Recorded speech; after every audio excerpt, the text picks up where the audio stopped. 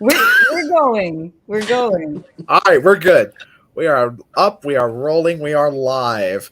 All right, ladies and gentlemen, this is One Hit Wonderful, the show where okay, this is what we're doing first. Well, so this is so what? All right, play it. All right. One hit wonderful. One hit wonderful is tonight. Who will be on and have their songs in the spotlight? Don't let a Judge Stern give you fright, because Renee will keep them in line. Wander into One Hit Wonderful, so wonderful because it's hosted by Jonathan Phipps. I love that. That is so cool. And that is our brand new theme song composed by our guest host tonight for the second week in a row, the lovely Miss Diane Marie. Happy to be here with my head. And that is me. Yes, folks, your eyes are not playing tricks with you.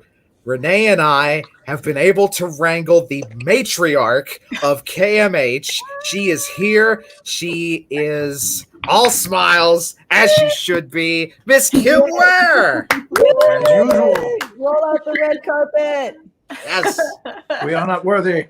We're not, definitely. Okay, so yeah. For those of you uninitiated, this show is myself and Renee Yaworsky sitting down with a favorite artist or a favorite poet of ours and just dissecting a piece of and Diane Marie, who, by the way, will have her own show soon, but I will touch on that in just a second. So we will sorry, I'm getting a message here from someone. But anyway, this is the show where myself and Renee sit down with a favored musician or poet of ours, and we dissect one of their pieces, plus we take an in-depth look at their musical or poetic background, who their influences are, the projects that they've had a hand in, and then, when it's all said and done, the Honorable Judge Stern will give us his verdict on what we do here. Already taking notes. Oh, boy. Yep. We're in trouble. Kim we Ware are. said she really wanted, the judge to be here. She's your biggest fan, Your Honor. Well, yes, thank you. That's high praise coming from you. So we're sending I the was judge excited to be judged. It's like I don't like being judged typically, but I was really, really excited about this judgment. I don't know how to react to that. I don't know. I don't know what it means either. Oh boy. Well, we're going to send the judge back to his chambers to judge us, and he will be back at the end of the show. My chambers. Goodbye, Judge. Yes. That is the chambers. It is. Yeah. Back to Okay, your chambers. Kim, if you are ready and willing, Yeah.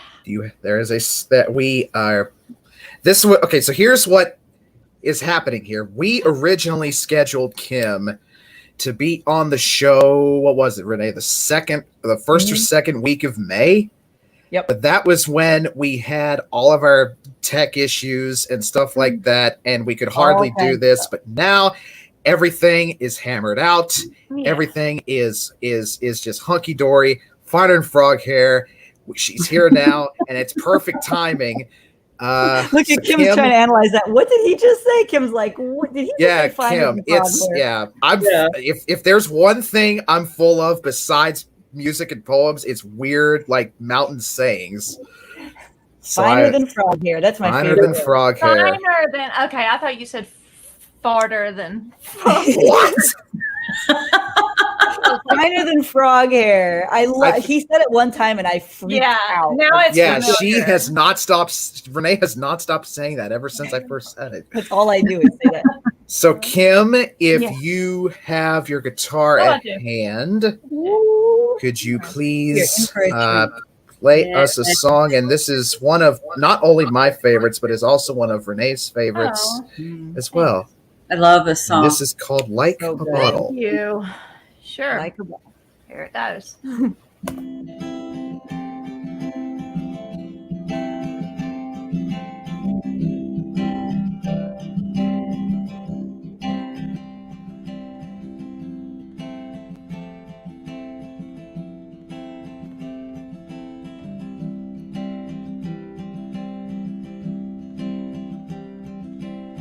Maybe I was destined to feel awkward and confused, invited to the table but then wind up being used. You'd laugh at all my boyfriends just to date them later on, and I knew that you would do it, but I always played along. You spun me like a bottle. You played me like a drum, and I took it like a target. It made me what I've become.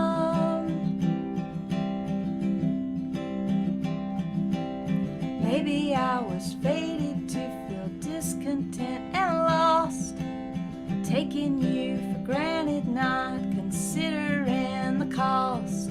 I'd step up to your challenge, then resign to being bored, and you knew that I would do it, but so easily ignored. I spun you like a bottle,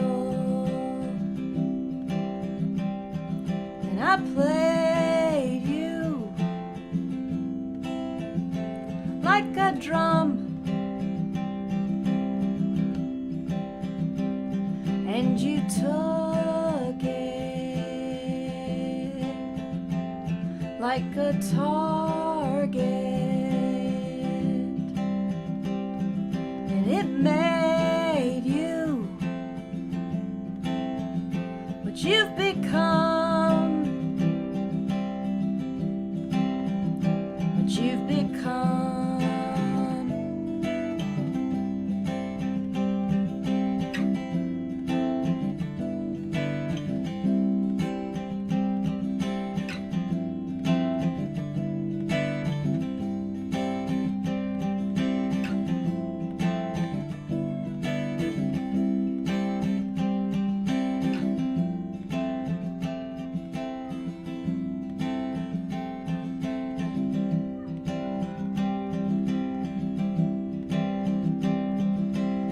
Maybe now the universe can make it all make sense.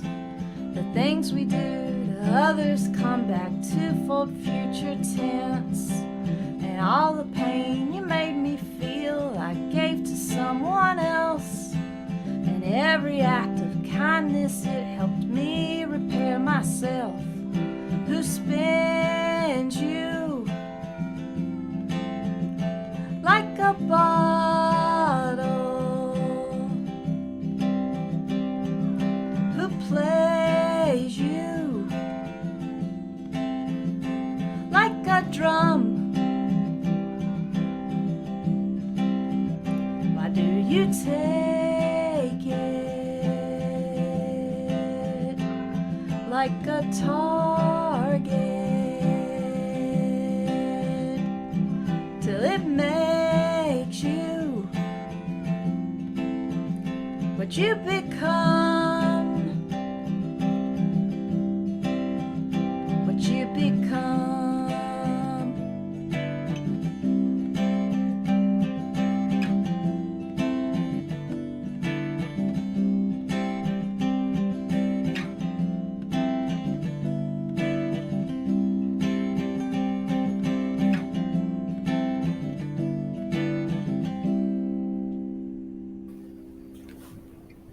Wow. So good. Thank you. Kim, what was the inspiration for that song? Was it a particular happening or a person in mind that inspired that song? Well, it was an assignment. Oh. I took a songwriting class earlier this year, and the whole kind of theme of the class was all based around the instructor's thing she called DIVE. It was an acronym I cannot remember what each letter stood for, but it was all about like diving deep for inspiration for your songs. And so for this particular week, she asked us to really like go deep into like trauma or like old wounds. And to do that, she instructed us to talk to a close friend and like someone we trusted. And basically just to start by saying like, hey, we are supposed to have a conversation about trauma and then journal, blah, blah, blah. And just kind of just tee off the conversation and kind of see where it goes and see what's comfortable and everything. So I called up my good friend Wyatt Espelin. He's a wonderful songwriter, and we've toured together and stuff, and we've ridden in the car together for hours and hours and hours and had really deep personal conversations. And so I was like, I'm gonna see what happens when I talk to Wyatt about this. And we talked about several things, but kind of landed on just when I was a kid, like just some kind of like, I guess, bullying sorts of situations, and how it affected me, basically how it possibly affected me. And I went from the conversation to the journaling about it, because I'm such a rule follower. If you give me an assignment, it's like, okay, I'm going to do this, and then I have to do this, and then I have to do this. So then I journaled about it, and then the next step was to write the song, and the chorus came out immediately. It came really quickly. Oh, wow. But the rest of it didn't come for probably a couple weeks later that I sat down and just consciously tried to work on it. And once I knew how I was going to frame it, and like the structure of it, once I kind of understood what it should be, then it came out so quickly that it's hard to even remember writing it. It was one of those, which is always awesome when that happens. Yeah, I love that. So, It's like a download. Yeah. That's a great way of saying it. Yeah. That's true. Yeah. Kim, where in this wide world of ours were you born? In Kings Mountain. Well, I guess I was born in Shelby, in the Shelby Hospital, but I grew up in Kings Mountain, so yeah, North Carolina. It's a very, very small town. Was your parents musically inclined at all? Were you surrounded a lot by music growing up? I was from my mother. My mother loves music, and she has a decent voice. Like, she would sing, just not even in the choir at church, but she would sing, while we were at church, and she really projects. So I remember when I was a kid, it was like, wow, you could probably hear my mom above most everybody else when she was singing at church. But she played like clarinet in the band in school when she was growing up, and was good and really enjoyed it. And so she just really encouraged me to play whatever musical instrument, that I might be interested in. And she listened to a lot of music. I mean, basically, a lot of top 40 stuff. I mean, I wasn't really exposed to much that wasn't on the radio until I went to college. But yeah, definitely. I mean, my mom was really into music. My dad, I don't think he ever listened to music ever, like ever. Oh, wow. Like, yeah, and I found it so odd that he would travel to like either take fruit places because he was a farmer, or to pick up fruit, and sometimes he would drive for hours in his truck and he wouldn't even turn on the radio. Wow. Yeah. We like the Yeah, he liked the silence. My mom talked a lot. Maybe this is like your rebellion again, like your rebellion. Yeah. Kim, was the guitar the first thing you gravitated to, or did you have flings with other instruments first? I had flings. I wanted to be a drummer for as long as I could remember. That was my thing, and that was my first instrument.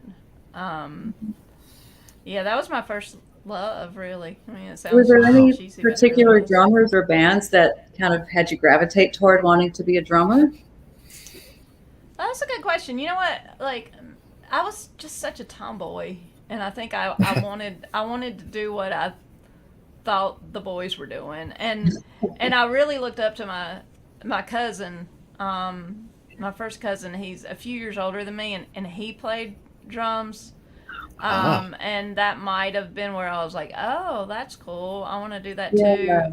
Yeah, I can't really remember. I mean, I was interested in them when I was so young. Like, I got a kit, one of those, it's not real. I mean, it was like like paper, one of those little kits that you see sometimes for little kids. Like, I got one of those when I was like probably 4 or 5, and like, I don't remember thinking like, oh, I want to be like so-and-so drummer. It was just like, I just was really interested in them for as long as I could remember. Neat. Yeah. When did it first enter your mind thinking, okay, music, this is the path I want to take? How old were you when that thought came into mind the first time? Gosh, well, when I got to college and I started playing drums in a band, like the first band I played with that left the practice room and played shows, it was such a pivotal experience for me because I was so shy. And that was a way that I could kind of get out there a little, but still kind of be in the background, Yeah. And I loved it. I mean, I loved it from the first time I was on stage. I was a nervous wreck. I could barely hold my drumsticks. I was so nervous. I was holding them like this. And I don't know how I even managed to play because I was so afraid I was going to drop them because I just felt like jelly. But I mean, I got through it and it was good, and I really people responded to it, and I mean, I never said like I want to be a famous musician or anything. It was really never even anything that I thought I could do. Like, I always had other things in mind for a career, but I knew that I always wanted to do something with music. Like, God, really I think probably from that first show when I was 21. Wow. What was the name of the band? I'm just curious. Yeah, what was the name of the band? It was called Tex Svengali. That's a weird name. That's awesome. It was kind of, so this was in 93. And so we were really into like Sonic Youth and Nirvana and stuff like that. Yeah. And it was kind of noisy, but really good, catchy songs. Yeah, it was super fun. Do you have any recordings from that band? Yeah, there's some stuff on YouTube that's some live stuff on YouTube actually. Oh wow! And we did a couple of tapes. And then they kicked me out of the band, which I still give my husband a hard time about because he was in the band. Okay, tell us that story. How did you get kicked out of that band? Yeah. But that's what happened to Linda McCartney in Wings, She said Paul McCartney would just randomly like kick her out, I think. Really?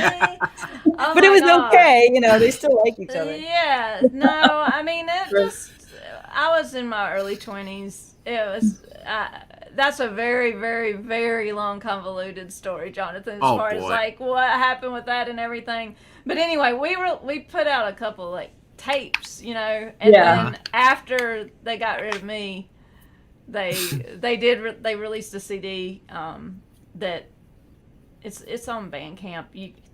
It's really good. They were really, really good. Yeah. Wow. Oh. So where did you go to college? UNC Wilmington in North Carolina. So did you, after graduating from UNCW, did you go straight to Atlanta, or did you go back to Kings Mountain and then go to Atlanta? No, I stayed in Wilmington for about 15 years. Okay. I stayed there. I moved to Atlanta in 2004. Oh, okay. Okay. How was the music scene there in Wilmington, and how did it impact you? Cool. It was so cool. I mean, it was small. It was very insular and small, and like we always complained because it was hard to get big bands to come tour through Wilmington because it was very out of the way. Yeah. And usually if they would stop in, it was just because they were like, oh, well, it's near the beach. So they would maybe play in Raleigh and then come to Wilmington or something like that. But we had a really cool scene because this guy, I'm glad I get to drop his name actually. His name's Kenyatta Sullivan.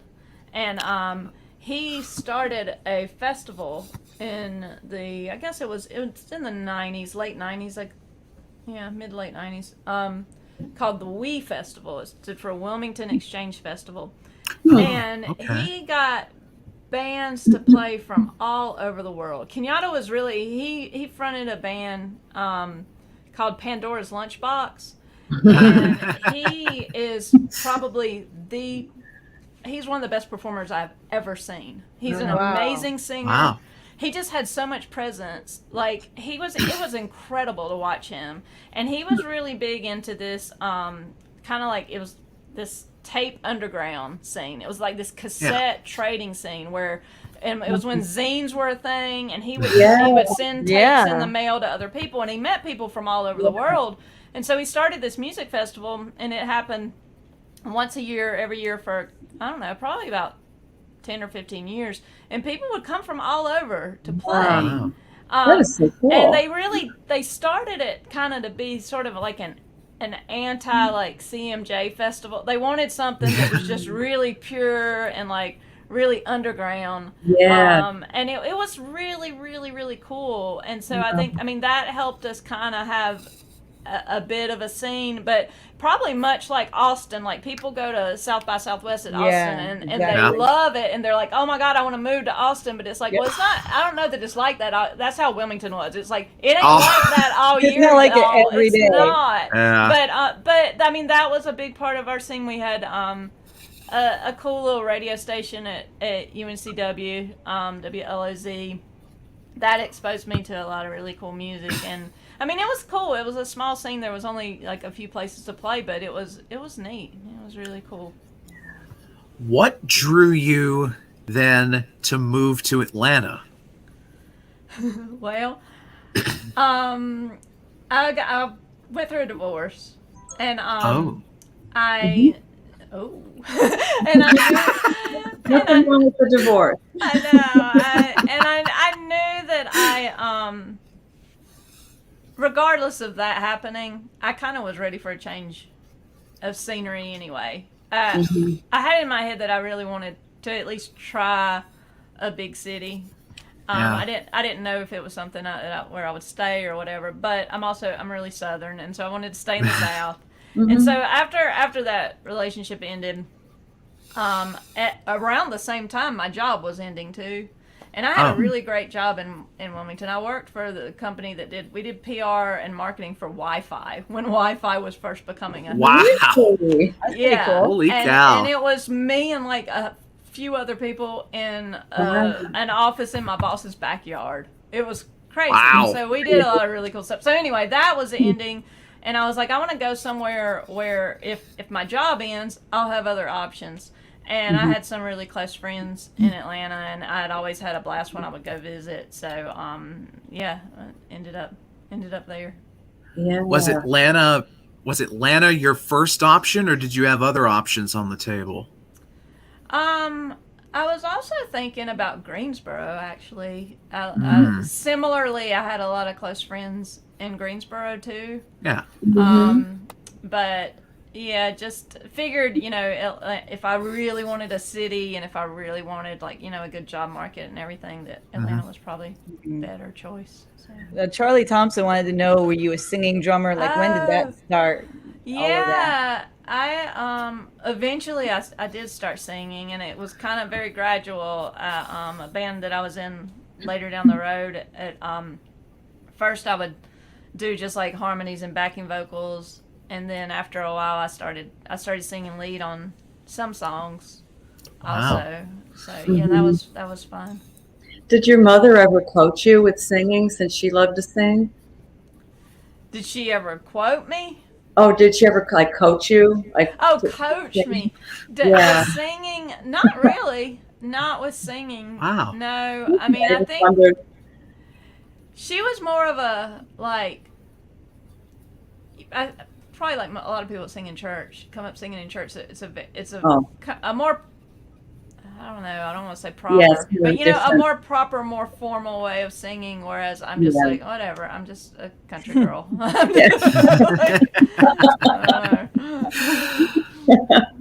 So you get to Atlanta, and from there, your music, the impact, the reach just explodes, and you wind up forming the Good Graces. How did all of that come to be? Yeah, I don't know if it exploded, but thank you. No, I mean, so look at the folks you opened for. It exploded. Well, no, I don't know. It's a lot of fun. Well, the Good Graces started really on a whim. I mean, I went to a flea market, the Lakewood Antiques Market. It used to be in Atlanta. And I went there with a friend, and there was an acoustic guitar for sale for, I think it was $70. And I had been, at the time I was playing drums for two different people, for my friend Mario Harrison and for Jeff Evans.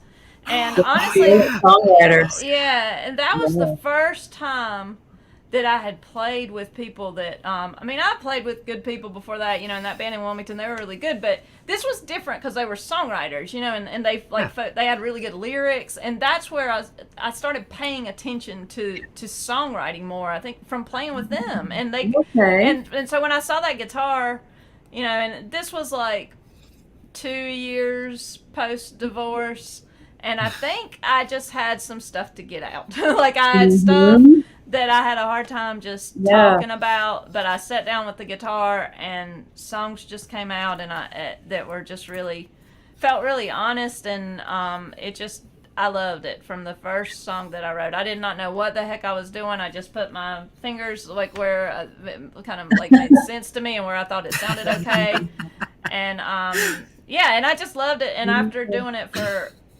I guess, you know, a few months or so, I got a few songs, and it was when people had MySpace pages, and I put them up on MySpace, and it was just me, but I knew I wanted to give it a name, and so I named it The Good Graces. I was surprised it wasn't taken, and so I was like, oh, I'm gonna name it that. And then I did after I played for maybe about a year, I did a show. A friend of mine had like an art show and wanted music, and I thought, well, that would be a good first show for me, because it was close friends, it was in a small space, it was in the daytime, I played kind of early in the day, you know, and I played, and I did probably about 8 songs, and it went really well. I really enjoyed it, but my friend John McNicholas was there. He played after me, and I knew him from playing, he played with Mario some, and he's an awesome guitar player, and when he got on stage to do his set, he started by saying,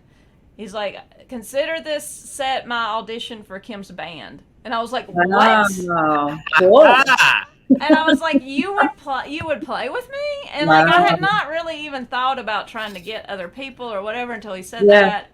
So it's all been very organic like that, you know. Then he started playing with me, and then I've got like some other people, and I started, you know, just making albums, and I just love doing it. I mean, so it's never been a thing where like any kind of calculated thing where I was like, I want to, I mean, here over the past few years, I guess, you know, sometimes I set goals for myself now and stuff, but it's just been a very organic thing. I just love doing it. What was the first song you ever wrote? Oh God, man, if you hadn't asked me, I could have told you. Actually, it was, I remember going to see John Mayer, a friend of mine named Tiffany, and I took my guitar, and I remember that first song. I never recorded it, but it was something about, what was it? I need to try to remember it. It'll come back. Yeah, it'll come back to me. But I mean, some of my early stuff, I put out this album that it's like super raw and lo-fi and DIY. It's called Sunset Over Saxapahal, and that's got some of the first songs that I wrote on it. Really? Wow. Yeah. Wow. Go ahead, John. Diane. Oh, okay. There's such an emotional vulnerability in your song. So when I'm hearing you talk about when you first started to write songs and you just had to get a lot of stuff out. I mean, I really hear that in your music, just that willingness to, it's like that dive deep. And, I think your lyrics are so relatable as a result because, it's that, you know what I mean? Yeah, I mean, it's got me in a little bit of trouble sometimes because I don't know how to not be honest with it. And you guys probably understand this when you are able to write something where it's like, oh wow, I put all that stuff into this 3.5 minute song, and somehow now it makes sense that way. It's like you get, it's something to be proud of, I think. And then I wanna share that stuff. And I don't know. Sometimes I worry that it might be a little bit too honest sometimes, but it's my thing. Like that's the only thing that I have, So exactly, yeah, that's what I love about your music. Your music is you. You're not trying to be anybody. Right. Yeah. Let me backtrack from where I originally asked the question. How and when did you join Chickens and Pigs? Yeah. Oh, yeah. So I had been talking to Tracy Clark, who plays with Chickens and Pigs pretty often, about, she was in another band at the time and they were looking for a drummer. And I talked to her about that. And then by the time I got to Atlanta, I guess sometimes I can be pretty ambitious as far as like, I want to do music stuff. It's like, so when I knew I was moving to Atlanta, it's like, I got to find some people to play with. So I found, I think she had posted something on Craigslist or something. So I started chatting with her even before I moved to Atlanta. And then when I got there, I think she was like, well, we don't really need a drummer anymore, or something happened with that or something. But she was like, but my other band does. Oh, cool. And I was like, okay, well, tell me about that, And so I met, Tracy was like one of the first people I met in Atlanta, and Jeff was shortly after. I met him at a party, and I think they were practicing the next day or something. And so they were like, well, come to practice and we'll see how it goes. And I think that was on like a Tuesday or a Wednesday, and then we had a show that Saturday. So I practiced. Oh, I love that. Yeah. Talk about organic. Charlie Thompson wants to know, does Kim keep paper handy all the time for when song ideas or journaling or stuff like that? Yeah, I mean, I like to journal, but I do a lot of that in my phone. I do using the little note app in my phone. The notes thing. I have a lot of songs in there too. Yeah, or like the voice memo in my phone, more so than writing it out on paper. But sometimes I write it out too. Yeah. So how long were you in Chickens and Pigs for? I don't know. It's hard to say. I think I'm still in Chickens and Pigs. Well, I mean, because he has people that come and go, and it's it was never a thing where I was like, I'm not playing with you anymore. I mean, I did get kind of busy over the past handful of years and didn't do as much as I used to. Yeah. But one of the last shows that I played before leaving Atlanta, and it had been a few years since I had played with them, but we played at the Earl at this friend's like surprise birthday party, and I got to play. And that was probably, I mean, it's been a couple years or so now, but I mean fairly recent considering nobody played for like the past year or so. Yeah. Yeah. So what went into the move back to North Carolina from Atlanta? Well, my dad passed away 2 summers ago. Oh. And my dad was a wonderful, wonderful dude. And I knew that the only thing that he would want from me and my brother, the only thing would be to take care of my mom and my aunt. So that was kind of in the back of my head. And then also my mom had never really lived alone before. So, I was just very conscious of none of us are getting younger. And I also, like, whenever my dad, when his health was declining, I found myself just wishing I could be there with him more. And so anyway, I mean, it was primarily that, and then also we had bought our house in 2006, and like right before like the market and everything tanked. So it took a long time for us to get equity built back up in our house. But I mean, I saw, you know, it was like last year, I was like, man, the prices right now, the market is like so hot that if I'm going to do this is probably a good time to do it. So it was a combination of those things. Had you, on top of that, had you felt like you had run your course in Atlanta, or were you still pretty happy with being there?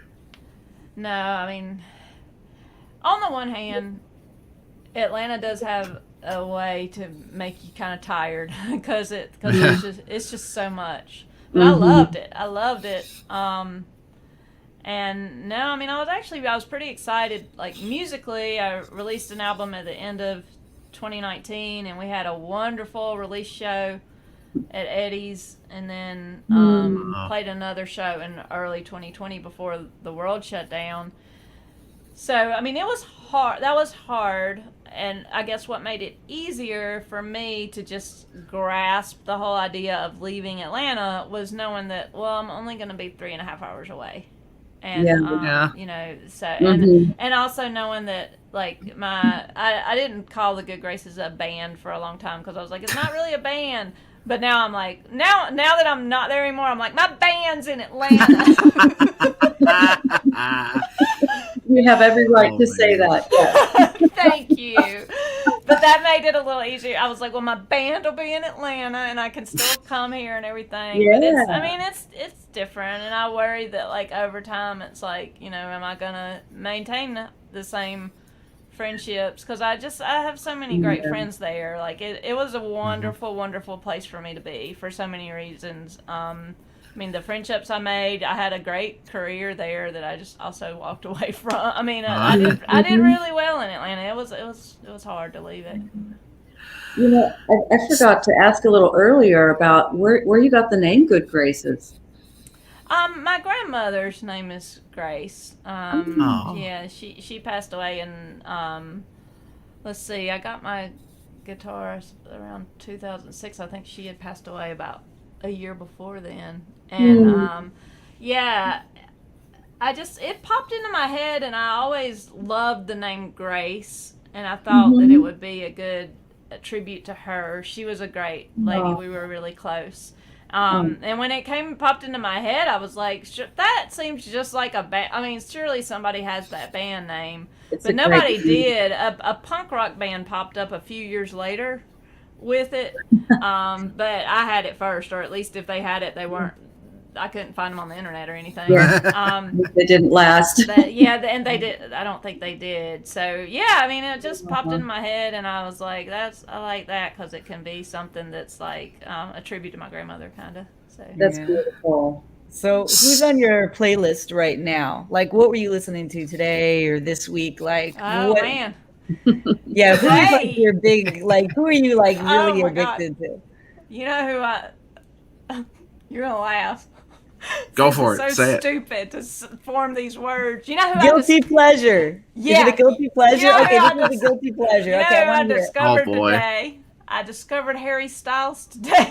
Oh no, Harry Styles. And you said that, and Diane left the room. I'm back. Everything went blank. I didn't know if it was you guys. That ignition put a hex on Diane's camp. Oh no! I know. What will I miss? No, it came up like the NPR Tiny Desk concerts come up. I don't know what they've done to the algorithm on YouTube, but they every time something auto plays after I play something, it's another tiny, and so much that I'm just like, I've seen this. Stop showing me these. But today Harry Styles came on, and you guys, I mean, I've just totally, I ignore that kind of music largely, though I love Taylor Swift.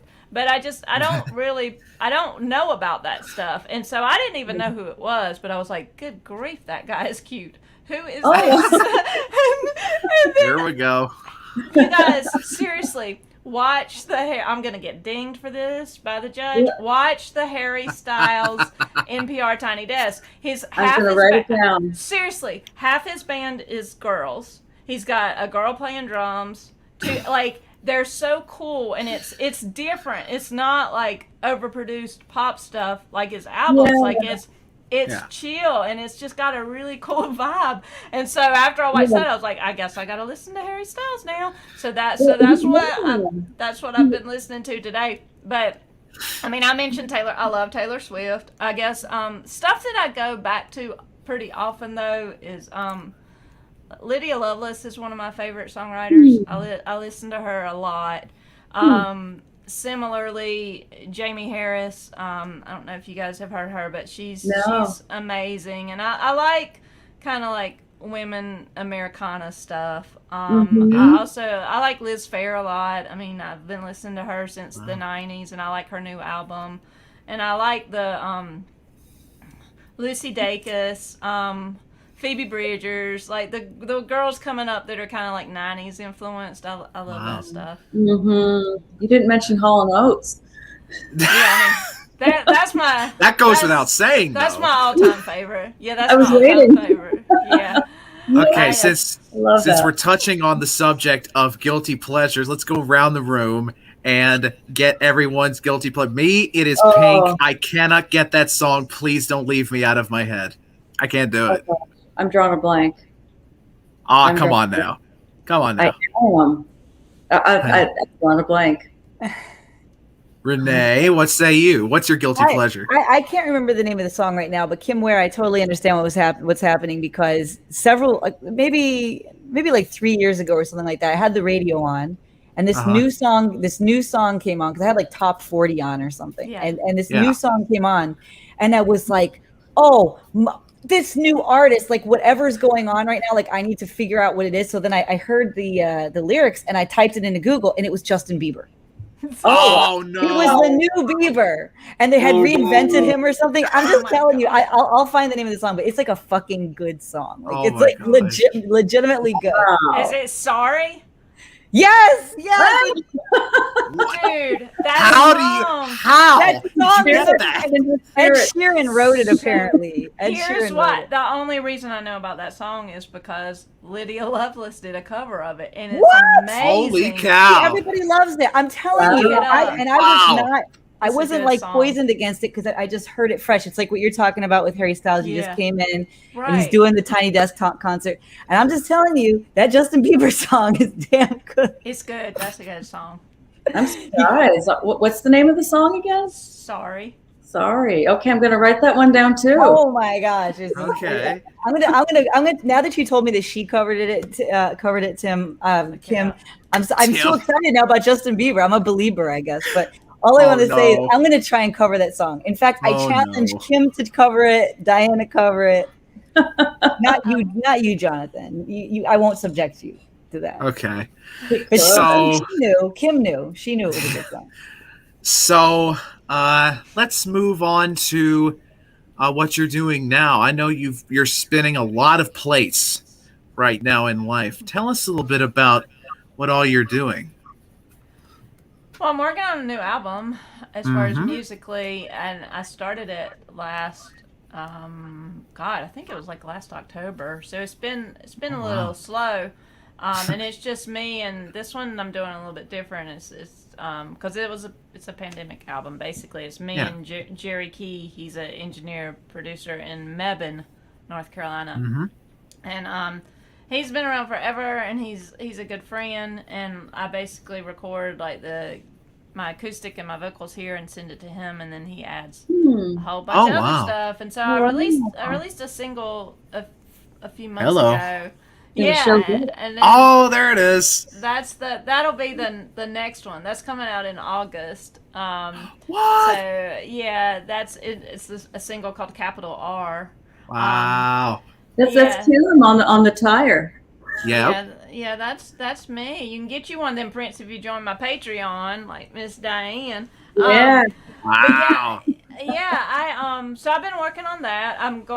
I left the corporate world. I enrolled in grad school. I'm hoping to go into counseling. That takes a lot of my time. Trying to take care of my mom and my aunt's needs. We're living in my aunt's old farmhouse while we're building a house at a small lake nearby. Wow. And That's then exciting. I do freelance writing, when I can. I think that's everything. You're really busy. You're always studying, right? I mean, like, Yeah. so what class are you Yeah, taking I now? study a lot. I'm taking 2 classes this summer, which doesn't sound like a lot, but I'm like, I don't want to do that again. Like, 1 class is enough for the summer because it's Summer just classes are really intense. it's I mean, hard. they're like rich. Yeah, Yeah, right. they're condensed. And yes, and Mhm. so I'm taking a techniques class and a narrative therapy class this Oh, summer. okay. The therapy. Yep. So Kim, That's awesome. I reckon the elephant in the room per se would be more or less the group we're broadcasting in right now.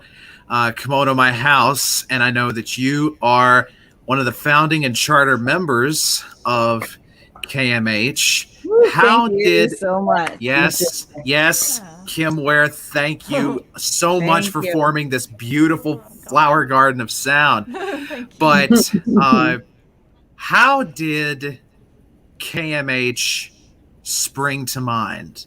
How did you and Andy Gish and company get the idea to form a group like this? So Andy just kind of threw it out there that excuse me, it was right around March the 13th. I think it was that week because we were starting to figure out that week in Atlanta that like, oh, like things are stopping, and she was like, we need something like an online thing or something where Atlanta musicians can stay connected, because I think she had to cancel some shows and stuff, and that it was that day, the 13th. I left work in the middle of the day, and that's the last day I went into the office. And I came home a little bit early, and I got on my computer, and I was just messaging with her, and I was like, it was kind of like when I got the guitar. I mean, there wasn't much planning to it. It was just like, why don't we start a group? And because I think we're talking about maybe a page, but it was like, well, we needed to be a group so like people can just go on there and go live, And I was like, why don't we do that and just invite people to the group? And that's what we did. I loved your first broadcast on Kimono My House. I know you had put it up in the news feed during our first birthday anniversary. I loved watching that because you were just strumming, going, "Okay, hello." Up there. Yeah. So I mean, like a lot of things that I've talked about tonight. I mean, it was very, very organic. It was very, we need this thing. And we thought maybe there'll be like 100 Atlanta musicians maybe on it. And they just kept, inviting more people and telling more people. And it got bigger and bigger, but it's still like, I like that it's still like kind of manageable, and it still has like an identity, Yeah. Amazing. Did you have any inclination that it would grow to be the size that it is? I did not. And I mean, honestly, guys, largely because I don't think anybody really thought like that the pandemic would also grow to be as big and as long as it did. So, and I think that's partly why it did. I mean, people were stuck at home for a long time. Yeah. So no, I didn't. I again, we didn't really even talk Right, about it or think about that. Yeah. Exactly. Yeah. I have 2 quick questions. Sure. Go for it. One is, Kim, you posted that YouTube clip of you on stage singing with the Indigo Girls, and I just want to hear the backstory to that. Yes. I was about to ask that same thing. So how did that happen? Yeah. Yeah, we can totally talk about that. So that was in 2015, and I had recorded an album in 2014. Well, released it in 2014 called "Close to the Sun" with a good friend of mine, Rob Dyson. He had a studio in Atlanta at the time, and he just, long story short, basically when Amy or Emily would need to, like, a studio in Atlanta to just do maybe like some backing vocals or something, they called on him, and they were doing some of that stuff in his studio, and that's how he got to know them.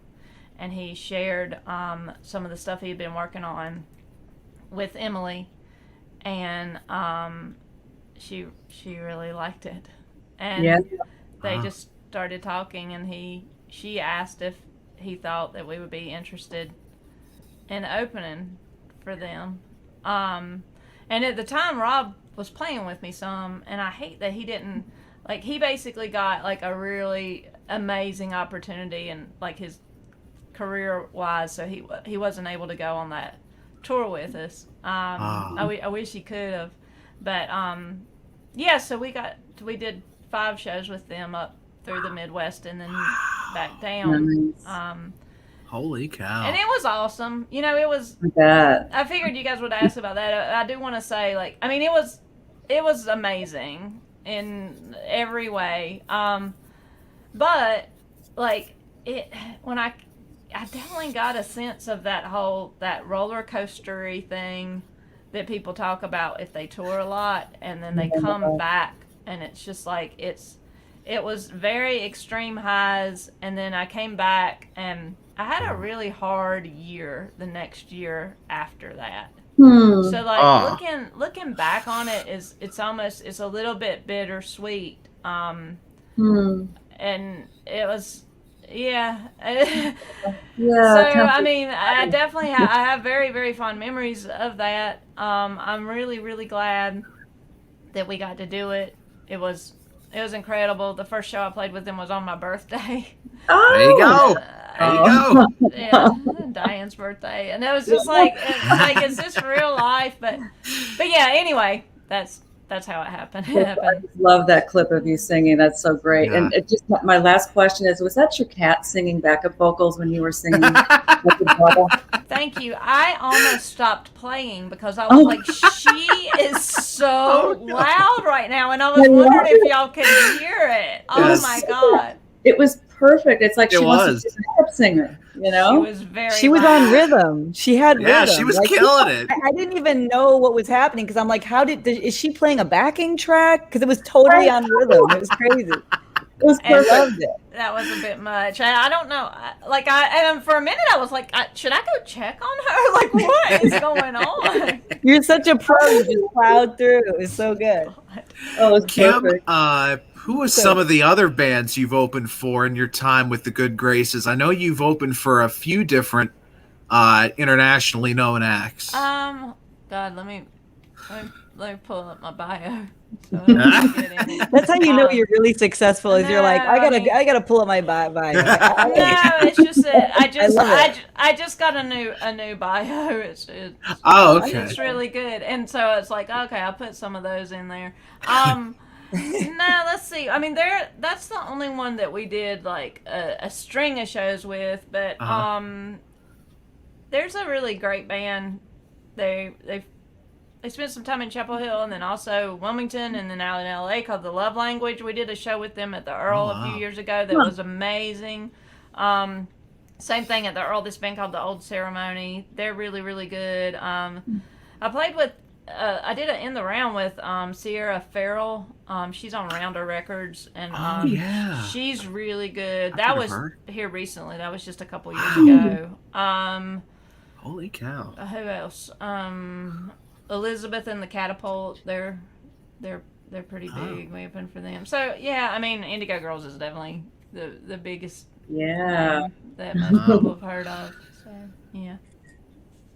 So Kim, what can we expect down the road creatively? I know you've got the new album in the oven right now. What else in terms of music, or maybe something beyond that?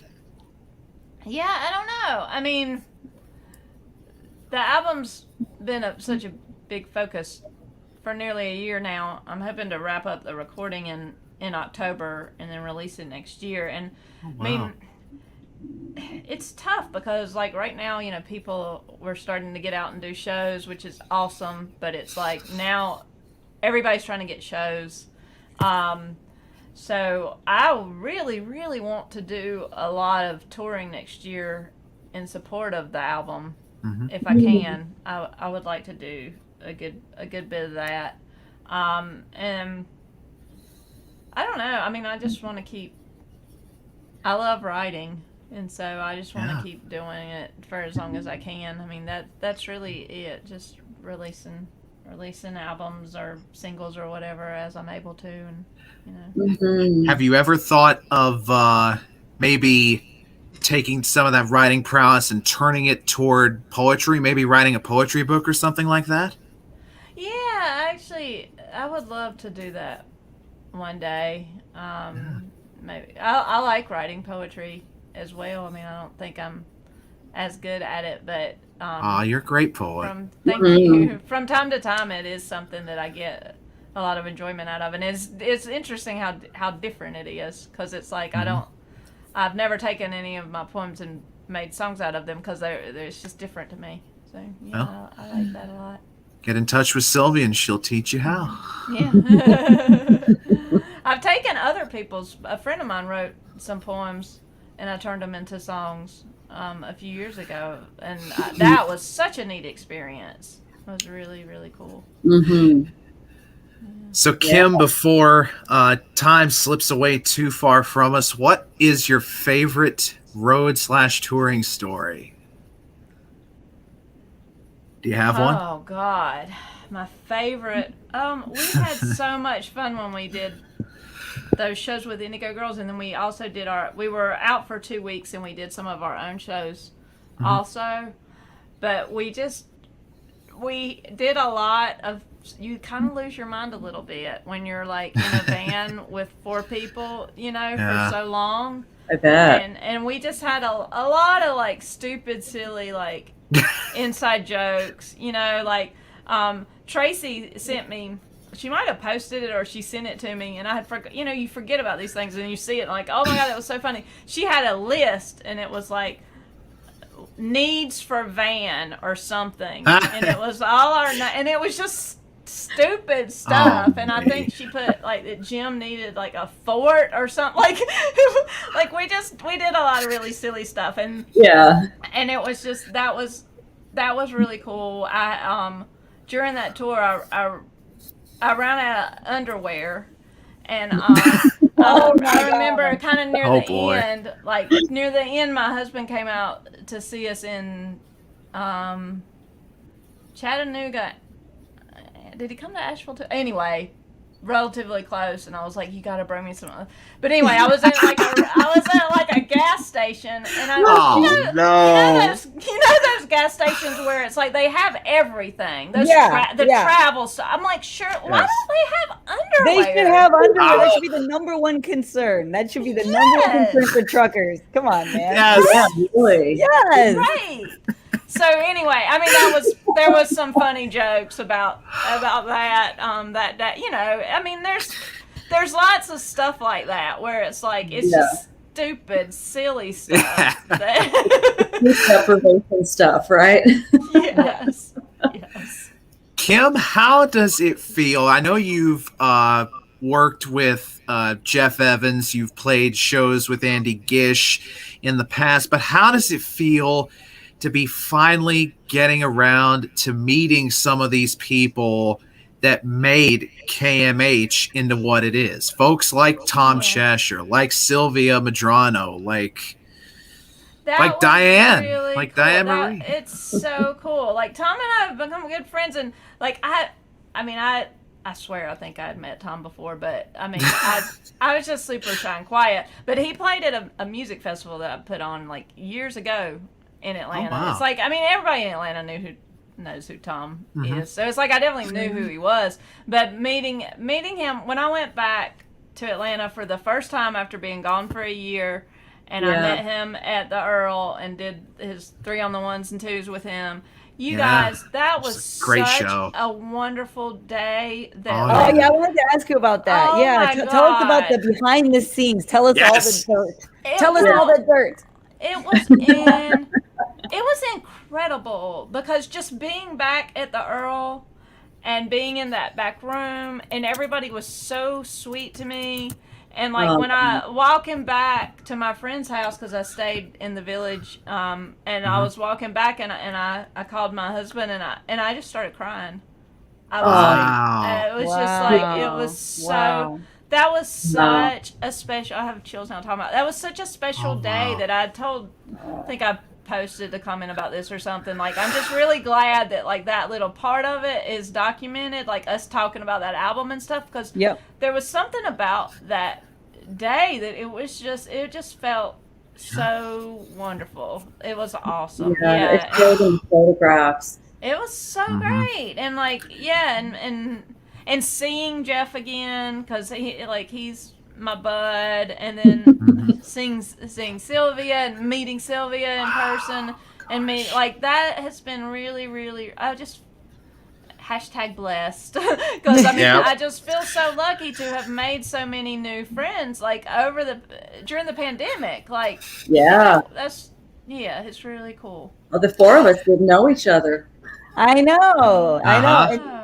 This is and KMH is such a huge major player in everything. I mean, it's just totally it's its own. I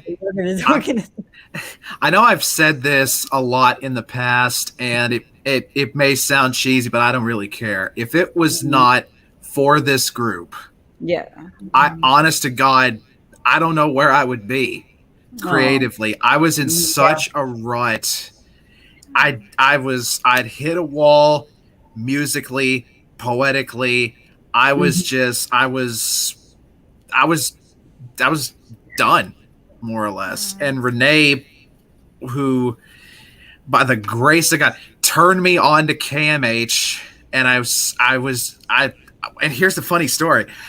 When she first invited me into KMH, I was like, I'm not going to have any need for this. I don't do live streams. I don't read my poetry on stream. I don't do that.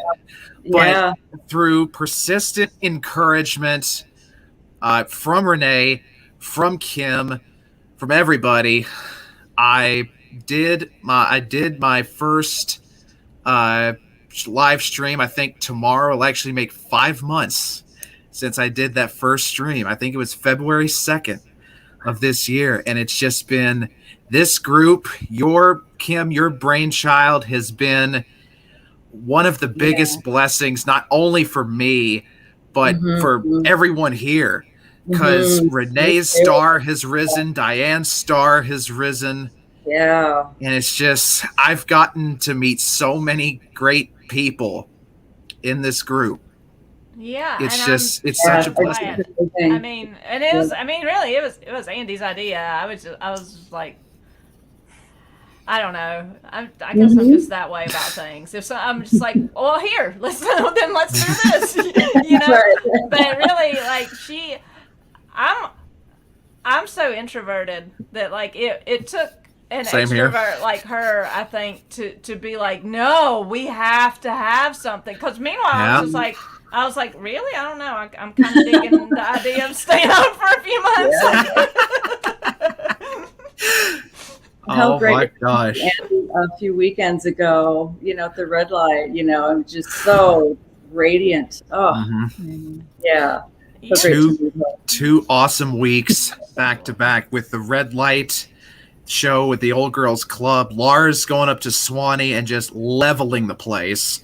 And then the week before that, me finally getting to meet a lot of you, and I'll get to meet a whole lot more of you in August Great. in Athens and also in Atlanta. I'm looking forward to that, Kim. I'm looking forward, super forward to meeting you. Maybe next week. Maybe next week if I can get down to Salisbury to Sweet Meadow and see you and CJ play. I'm gonna try and go. But like I say, if you ever want to come up to the Phipps store one Friday evening, you're more than welcome to come. 7 o'clock That would be in fun. Lansing, North Carolina. So, Renee, I believe it is time for the honorable judge, don't you think? Woo! I think so. Here he is. He doesn't look happy. And he's sound asleep. He went over too Oh. long. Happy July, everyone. Yes. And last year at this time, we were all betting on whether the murder hornets were going to come. The murder hornets. Thank I God forgot for Kim about Ware that. and Come On My House for settling us all down. Note number 1. Cue up the new theme song created by Diane Marie Coll. Note number 2. Start show on time. Haven't had that note before. People who love Kim Ware are waiting. Yes. 3 minutes late. Jonathan? Karma? Yeah. Interesting opening. Jonathan. No, wait a minute. Oh, video. Opening theme song. Oh, no, Jonathan. Wait. Come on. The judge is in rare Second. form tonight. Audience watching first. Jonathan. You can answer messages along the way, but your audience comes first. I must say that I'm beside myself to receive such praise from Miss Kim Ware. You might be my only fan. You can see how happy I am. Jonathan, if there is one thing that I am full of, that's not a good way to describe your feelings when announcing an unhonored guest. You're just setting yourself up. More appropriate might be when you sing, Miss Ware. I feel light as a feather. True feeling. There you go. Scratch the cat note. Diane Marie Coll got it. Oh. Sorry, Fred. Did you have later? She talked about that. Miss Ware, only one string of lights behind you. Maybe one more string over the cupboard there on the right. Well, just a suggestion. I'm not a set designer. Also, he's an interior decorator. I didn't know I love that. when meaningful art is created to satisfy an academic grade. Great story. Top marks, by the way. Renee, I love your hat, or baseball cap, whatever you want to call it. But it is clashing with your red shirt. I noticed that. This is not a Valentine's Day card. Just a suggestion. I'm not a fashion designer. But you are very fashionista today, Your Honor. Yeah. Miss Coll, love your hat. But what the heck is that spike shooting out of the front of it? Oh boy. It's a straw. It's a straw. Okay. All right. I was just curious. It's looks hypnotizing. It looks good. Miss Ware, I never in my wildest imagination would ever think that you would describe yourself as a tumbleweed. It just struck me as odd. Tumbleweed? And you called yourself Jelly, too, at one point. I didn't call myself a tumbleweed. I called myself a tomboy. Is that what you're Tomboy. A tomboy? A tomboy. Tumbleweed. Judge.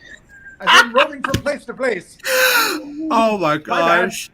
Scratch that note. I'm going to start using that now. I'm going to call myself a tumbleweed. Me too. Tumbling I tumbleweed, know. It's yes. pretty cool. I Yes. think it should be a thing. It should be a thing.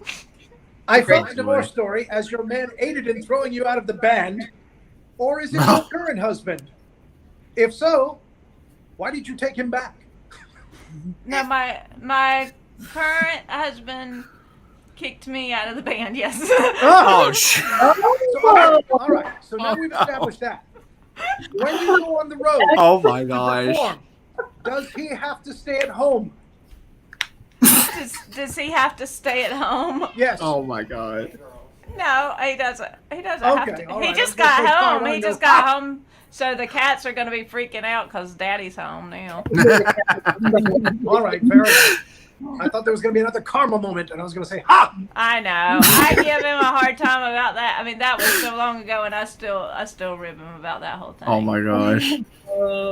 You are so humble. It exploded. Maybe not an atomic bomb explosion, but it did explode. Oh, I made somebody snort. Amazing story about the guitarist auditioning to play for you. You see, he saw your limitless talent. Yes. Don't be so humble. Okay. She was very humble. There is nothing wrong with ambition, Kim. Nothing at all.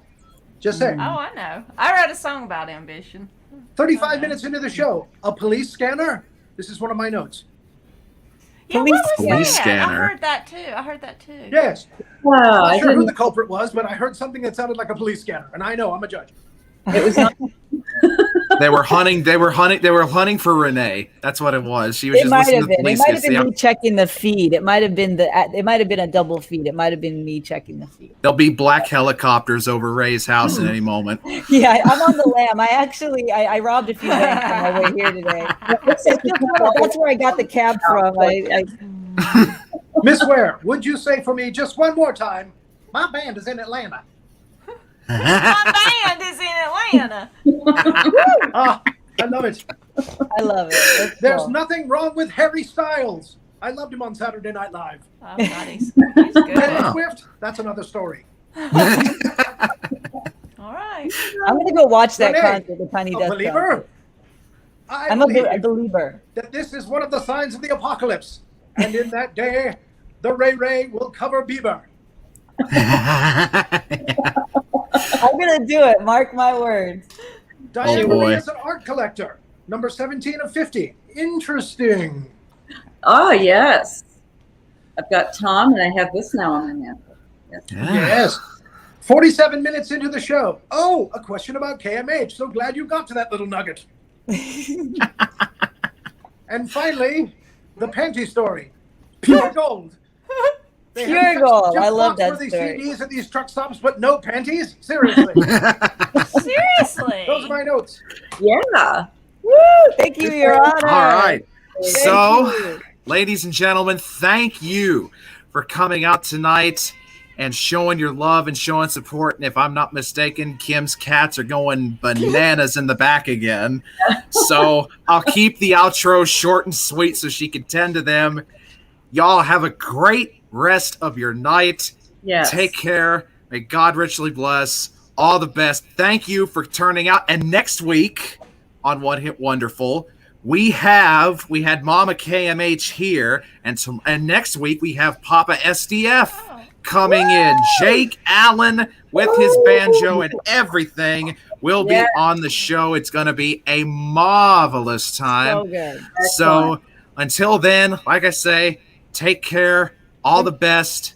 Much love. Let me do a quick promo. Yes, Renee? Chris Duell. If y'all want one of these, go over to Quarantine Karaoke. Get yourself one of these things. Chris Duell and his wife Amanda Rebecca. We got to get them on these shows. They're amazing singers, performers. They're fantastic. So they were on the Grammys this time around. Fantastic people, and also very humble people. I've noticed the most successful people, like everyone on here, and like Chris Duell and Amanda Rebecca, are very humble. So it's truth. There's a connection between success and humility. So anyways, Chris Duell. All right, shout out. Thank you, Chris Duell, for the hat. Thank you. All right. Love y'all. Take care. See you on Tuesday for It's Casual. Wednesday for BLT. Thursday for One Hit Wonderful. Take care, y'all. Have a great rest of your Thursday.